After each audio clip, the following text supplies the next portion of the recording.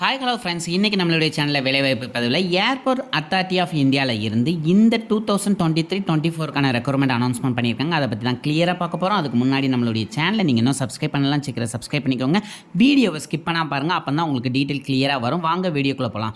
Airport authority of இந்தியாவிலேருந்து நம்ம south ரீஜனுக்கான post தான் அனௌன்ஸ்மெண்ட் பண்ணியிருக்காங்க. சவுத் ரீஜன் அப்படின்னு நீங்கள் பார்க்கும்போது நம்ம தமிழ்நாட்டுக்கான போஸ்ட் வந்து இங்கே அனௌன்ஸ்மெண்ட் பண்ணியிருக்காங்க. டோட்டல் நம்பர் ஆஃப் போஸ்ட் அப்படின்னு பார்த்தீங்க அப்படின்னா 119, அதாவது 119 போஸ்ட் வந்து அனௌன்ஸ்மெண்ட் பண்ணியிருக்காங்க. அதை எப்படி ஸ்ப்ளிட் பண்ணியிருக்காங்க அப்படின்னு நம்ம பார்த்தோம் அப்படின்னா, ஜூனியர் அசிஸ்டன்ட் இது வந்து ஃபயர் சர்வீஸ் கீழே வருது.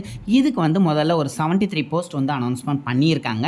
அன்ரிசர்வ்டுக்கு வந்து 40 போஸ்ட்டும், இடபிள்யூஎஸ்க்கு 6 போஸ்ட்டும், ஓபிசி கேண்டிடேட்டுக்கு 18 போஸ்ட்டும், எஸ்சிக்கு 2 போஸ்ட்டும், எஸ்டிக்கு 7 போஸ்ட்டும் கால்ஃபர் பண்ணியிருக்காங்க.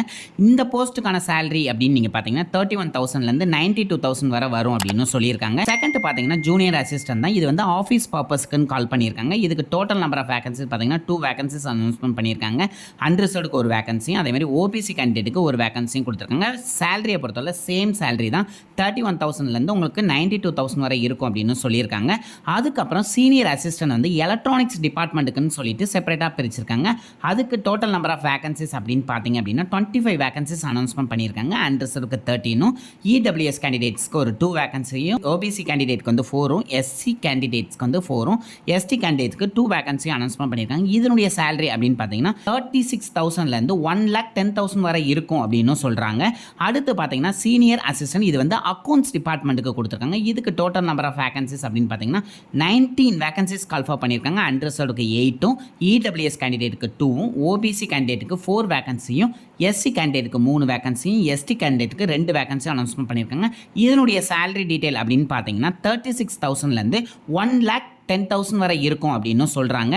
அண்ட் இப்போ கால்ஃபார் பண்ணியிருக்கக்கூடிய எக்ஸாமுக்கான இம்பார்ட்டன்ட் டேட்ஸ் என்னங்கிறத பார்க்கணும்ல, அதை பார்த்துடலாம் வாங்க. கால்ஃபார் பண்ணியிருக்க போஸ்ட்டுக்கான ஆன்லைன் அப்ளிகேஷன் வந்து 27th டிசம்பர் வந்து ஸ்டார்ட் ஆகி உங்களுக்கு க்ளோஸ் ஆகிறது அப்படின்னு பார்த்தீங்கன்னா 26th ஜான்வரியோட க்ளோஸ் ஆகுது. ஸோ இந்த டைம்குள்ளேயே வந்து உங்களுடைய ஆன்லைன் பேமெண்ட் எல்லாமே பண்ணிடணும். பேமெண்ட்டை பொறுத்தவரை full and full online purpose மட்டும்தான். அண்ட் இந்த போஸ்ட்டுக்கான ஏஜ் கிரிட்டீரியா என்ன இருக்கும் அப்படிங்கிறத பார்த்துடலாம். உங்களுக்கு ஏஜ் லிமிட்டை பொறுத்தவரை 18லேருந்து 30 இயர்ஸ் வரை இருக்கணும் அப்படின்னு சொல்றாங்க.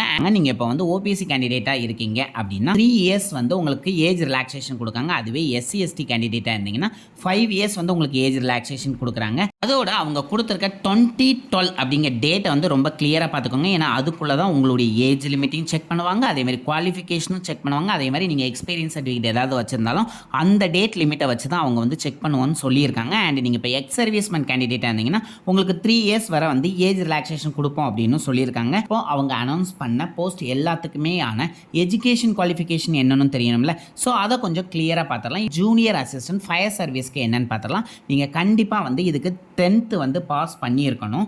அது கூட வந்து 3 இயர்ஸ் வந்து நீங்கள் மெக்கானிக்கல் டிபார்ட்மெண்ட்டில் டிப்ளமோ முடிச்சிருக்கணும். அப்படி இல்லை அப்படின்னா ஆட்டோமொபைலில் வந்து நீங்கள் டிப்ளமோ முடிச்சிருக்கணும். அப்படியும் இல்லை அப்படின்னா ஃபயர் ரிலேட்டடான கோர்ஸில் வந்து நீங்கள் டிப்ளமோ வந்து முடிச்சிருக்கணும் அப்படின்னு சொல்கிறாங்க. இது எதுவுமே முடிக்கலை அப்படின்னா நீங்கள் 12th வந்து பாஸ் பண்ணால் போதும், இதுக்கு அப்ளை பண்ணலாம் அப்படின்னு சொல்லியிருக்காங்க. அது கூட வந்து நீங்கள் ஹெவி வெஹிக்கிள் டிரைவிங் லைசன்ஸ் உங்கள் கையில் இருக்கணும் அப்படின்னு சொல்கிறாங்க. அண்ட் செகண்ட் நம்ம பார்க்கக்கூடிய போஸ்ட் வந்து ஜூனியர் அசிஸ்டன்ட் வந்து ஆஃபீஸுக்குன்னு நம்ம பார்த்தோம்ல, அந்த போஸ்ட்டுக்கான எஜுகேஷன் குவாலிஃபிகேஷன் அப்படின்னு பார்த்தீங்கன்னா கிராஜுவேட் டிகிரி முடிச்சா போதும் அப்படின்னு சொல்லிட்டாங்க.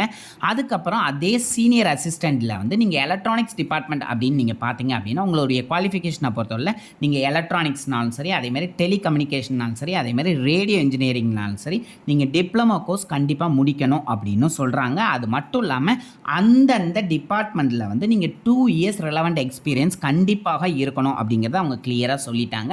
அண்ட் நெக்ஸ்ட்டு நம்ம பார்க்கக்கூடிய போஸ்ட் அப்படின்னு பார்த்தீங்கன்னா சீனியர் அசிஸ்டன்ட் அக்கௌண்ட்ஸ் டிபார்ட்மெண்ட் தான் பார்க்க போகிறோம்.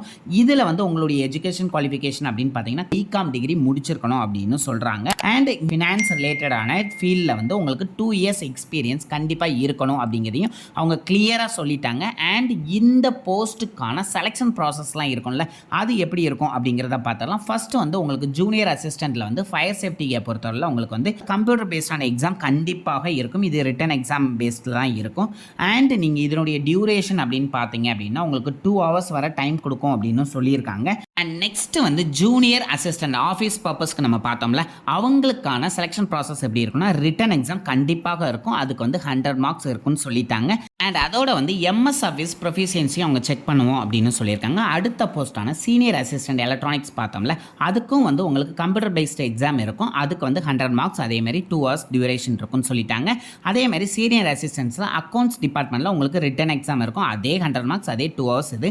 அதே மாதிரி எம்எஸ் ஆஃபீஸில் வந்து உங்களுக்கு கண்டிப்பாக அந்த ப்ரொஃபிஷியன்சி இருக்கா அப்படிங்கிறதையும் அவங்க செக் பண்ணுவாங்க. அண்ட் நெக்ஸ்ட் இந்த போஸ்டெல்லாம் அப்ளை பண்ணுறதுக்கு உங்களுக்கு அப்ளிகேஷன் ஃபீஸ் என்ன பார்க்கணும்ல, அப்ளிகேஷன் ஃபீஸை பொறுத்தவரை 1000 rupees சார்ஜ் பண்ணுறாங்க. யாருக்கெல்லாம் கிடையாது அப்படிங்கிறதையும் நம்ம பார்க்கணும்ல. உமன் கேண்டிடேட்டுக்கு கிடையாது, எஸ்சி எஸ்டி எக்ஸ் சர்வீஸ்மேன் கேண்டிடேட்ஸுக்கு கிடையாது அப்படின்னு சொல்லிட்டாங்க. அதே மாதிரி டிசபிலிட்டி கேண்டிடேட்ஸ் இருப்பாங்களா, அவங்களுக்கும் கிடையாது அப்படிங்கிறத கிளியராக சொல்லிட்டாங்க. அதுக்கப்புறம் ஏற்கனவே கம்ப்யூட்டர் பேஸ்ட் எக்ஸாமினேஷன் இருக்குன்னு சொன்னோம்ல, அந்த கம்ப்யூட்டர் பேஸ்ட் எக்ஸாமினேஷனுக்கான சென்டர்ஸ் எங்கெல்லாம் இருக்கும் தமிழ்நாட்டில் அப்படின்னு பார்த்தீங்கன்னா உங்களுக்கு சென்னை அண்ட் மதுரை 2 பிளேஸில் தான் இருக்க போகுது. அண்ட் இந்த வீடியோவை நிறைய பேருக்கு ஷேர் பண்ணுங்கள், நிறைய பேருக்கு யூஸ்ஃபுல்லாக இருக்கும். அண்ட் இதனுடைய டீட்டெயில்ஸ் எல்லாத்தையுமே நம்மளுடைய டிஸ்கிரிப்ஷனில் கொடுக்க, போய் பாருங்கள். அண்ட் அப்ளை பண்ணும்போது ஏதாவது டவுட் இருந்தாலும் சரி, அதேமாதிரி நோட்டிஃபிகேஷனில் உங்களுக்கு ஏதாவது டவுட் இருந்தாலும் கண்டிப்பாக கமெண்ட் பண்ணுங்கள், நான் ரிப்ளை பண்ணுறேன். அண்ட் நீங்களும் சப்ஸ்கிரைப் பண்ணுங்கள், உங்களுடைய ஃப்ரெண்ட்ஸையும் சப்ஸ்கிரைப் பண்ண சொல்லுங்கள். Thank you friends.